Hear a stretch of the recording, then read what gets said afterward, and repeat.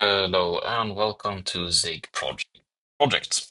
This is the first video of this series where I will be teaching you the Zig programming language through developing various small projects. In today's video, we will be looking through the build system and how to set up a project. This means that you will have to have a general overview of what the syntax is like, but it is fine if you don't. The main part is that if you don't identify a certain piece of syntax, and if I don't explain it, you will have to look it up. More syntax will be looked through in later videos. But the build system is fundamental to Zig because it is how we compile our projects. Similar to C or C++, we use where we use Clang or GCC. Here, we need to use the Zig build system, and it can be complicated if you don't know how it works, because there is a lot going on, and there's a lot you need to keep. That's why we will today be setting up a minimal program, and hopefully through that you will learn. So I will start by making a new directory where I will host my project. You can make it anywhere, then I will open it up in my favorite code editor. Oh, here we have, and I just need to trust myself. Let's open up our terminal now. Here. And let's open up, yes, so we have our terminal here. To initialize a Zig program or project, we need to run zig init. But if we run zig init like this, it will create a lot of boilerplate code in the build file, and it makes it very hard to learn. In my opinion, the best way to learn the build system is to use the minimal initialization and then, well, slowly add to it as you need and just write a lot of minimal build files until you will have it memorized, basically. So let's initialize a minimal project. Zig init dash, and it creates two new files, build.zig and build.zig.zon. You do not need to look at the build.zig.zon. The main part we need to focus on is build.zig. In here, it has created 4 lines of code. In the first one, we import the standard library. And this little @ symbol, which is good to keep track of, is a built-in function. We're using the built-in import function. We then declare our own function called build, which takes in std build and returns nothing, and then it does nothing with the argument. So this is the code we need to. Here is our build. Here's where we build our project. When we run zig.build in the terminal, what it will do is it will run this function and it will pass in an initialized build system. To start, let's create a hello world program. So we'll make a new folder where we keep our code, and I'll call it source. And then in here, I'll create a test.zig file. So to make hello world, we need to import the std, the library. And then we need to make a main function, and it can return nothing or an error. And then in here, we do std debug.print hello world. And we have no arguments in this print. Oops. Okay, now that we have our hello world program, let's compile it. Now we need to go back to the build.zig file. What we need to do is we need to declare that we have an executable we want to compile. So let's make a new constant, exe. Then we initialize this with b dot and executable. Then in here we have some options, and we pass in the options as a struct. We can type executable options like std.build.executable options, but we can type dot and then open this, and it infers the type of the struct, which is very handy. So we're adding an executable, and these are our options. And if we type dot now, your IntelliSense or autocomplete or whatever, it should come up with these options. The name of the executable is the name of our project. I'll just call it hello Zig. And then the other important option here is the root module, because Zig's build system is centered around modules. And everything is a module, including our main source code.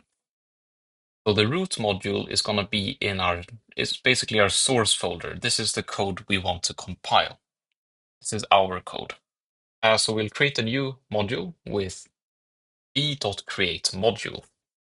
There is also b.add module, and the difference between these is not important right now, but the gist is that create module creates a private module, while add module creates a public module.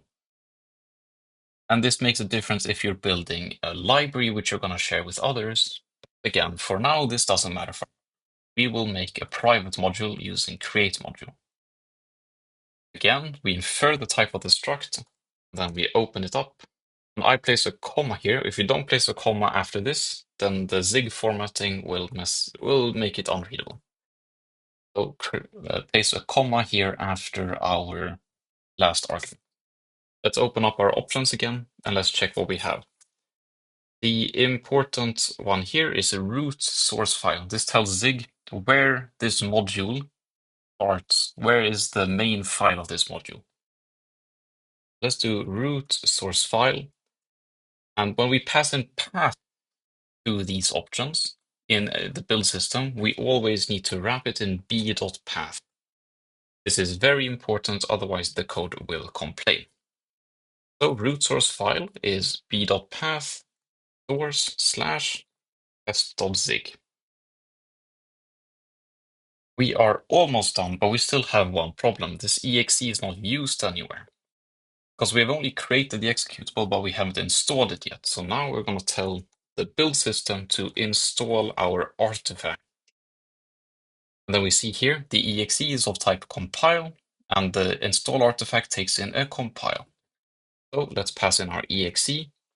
And now we're done. We now have a basic program which we can compile.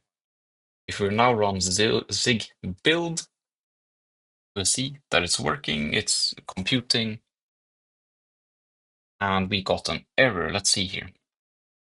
The root module of a compiled step must be created with a known target field. Okay, we have two more hidden options here in our root module. Target, and we have optimize as well.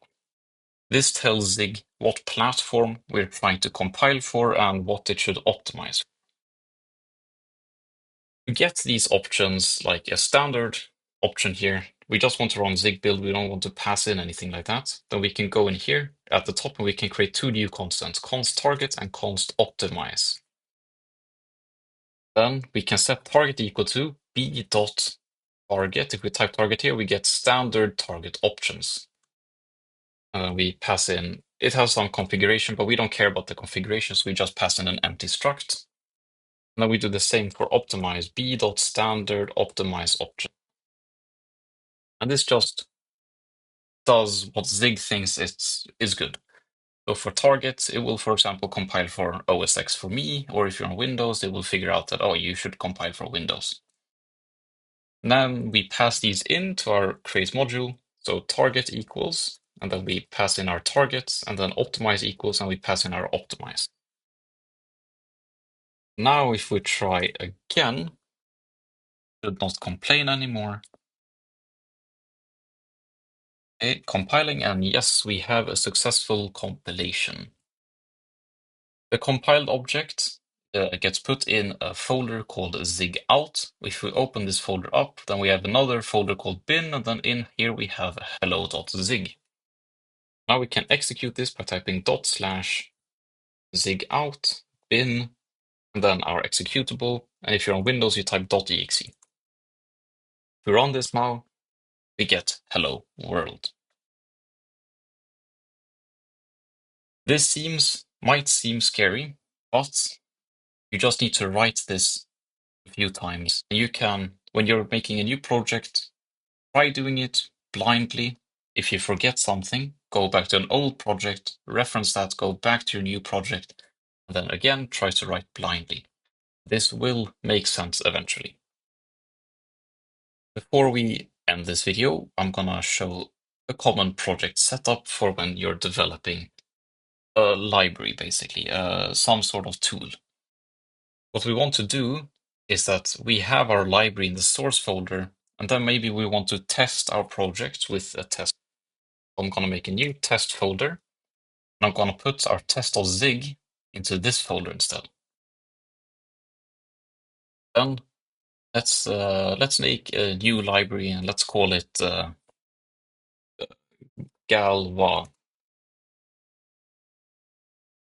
In here we'll have our galva code, and we don't really care what it is right now. Let's make an add function. We'll take in a, which is a unsigned 8-bit integer, and b, which is also an unsigned integer, and then we return an unsigned integer. So we return a and b. And this is just a wrapping addition. You don't need to get into the technicalities of this. This is our library, and then we want to import this add function from our test file. Try to emulate what a user might do with the tool we're building. We're going to be const galva equals import galva, but we see that it's not recognizing this yet. It doesn't find it. So what we need to do is we need to go back to our build system, and now we need to create a new module. We can here const galva module equals b.create module. We pass in our options again. Here, we know we need the target and optimize again, so we can copy paste this in here. It's the same for this. And then the root source file of this one is, again, when we're passing in the path, b.path source galva.zig. And for our root module here, in our executable, we moved the test.zig file into the test folder, so let's reflect that here. How do we now tell this root module that it should import this galva? Well, there's another field here in the create module where we can go imports. And imports takes in an array of modules. So we'll create a new array.